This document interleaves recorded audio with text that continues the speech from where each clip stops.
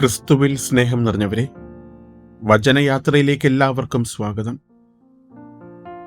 മക്കൾക്ക് വേണ്ടി ജീവിച്ച് സ്വയം ജീവിക്കാൻ മറന്നുപോയ മാതാപിതാക്കളെ പറ്റി ചിന്തിച്ചിട്ടുണ്ടോ? ഇന്നത്തെ സുവിശേഷത്തിൽ അങ്ങനെ ഒരു അമ്മയെ നമ്മൾ കാണുന്നുണ്ട്. ക്രിസ്തുനാഥൻ വിജാതീയ പ്രദേശങ്ങളായ ടൈർ, സീദോൻ എന്നീ ദേശങ്ങളിൽ എത്തുമ്പോൾ ഒരു കാനാൻകാരി സ്ത്രീ വന്ന് കരഞ്ഞപേക്ഷിക്കുകയാണ്, ദാവീദിന്റെ പുത്ര, എന്നിൽ കനിയണമേ. അവളുടെ നിലവിളിച്ചുകൊണ്ടുള്ള പ്രാർത്ഥന.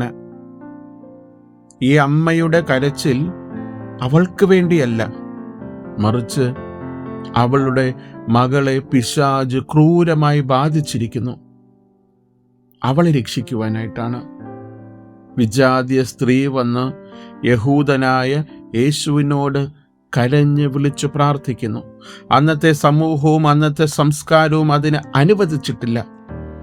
എന്നിട്ടും തൻ്റെ കുഞ്ഞിന് വേണ്ടി ഏത് തലത്തിലും ഇറങ്ങിച്ചെല്ലാവുന്ന ഒരു മാനസിക അവസ്ഥയിലൂടെ അമ്മ കടന്നു പോകുന്നുണ്ട്.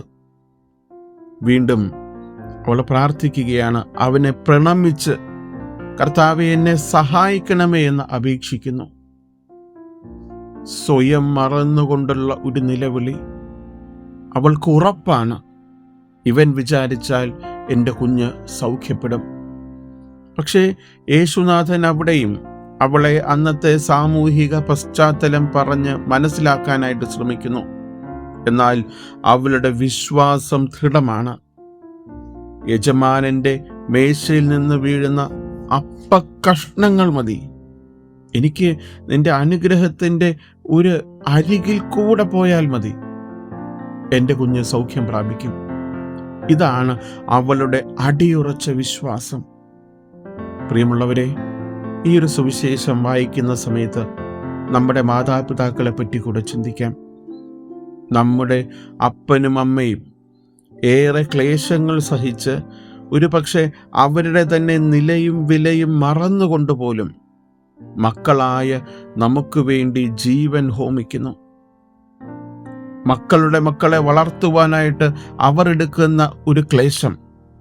പക്ഷേ ആരും അവരുടെ പ്രയത്നങ്ങളെപ്പറ്റി ചിന്തിക്കുന്നില്ല, മനസ്സിലാക്കുന്നില്ല. ഈ ഒരു കാനാൻകാരി അമ്മയുടെ വേദന, അവളുടെ നിലവിളി, ഉറച്ച വിശ്വാസവും പ്രാർത്ഥനയും നമുക്ക് ജീവിത മാതൃകയാകട്ടെ. ഈ കാനാൻകാരി അമ്മയുടെ വിശ്വാസം വലുതാണെന്ന് യേശുനാഥൻ പറയുന്നുണ്ട്. അതുപോലെ വലിയ വിശ്വാസത്തിലേക്ക് നമ്മളെ തന്നെ വഴി നടത്താം.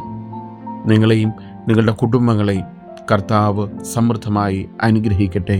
ആമേൻ.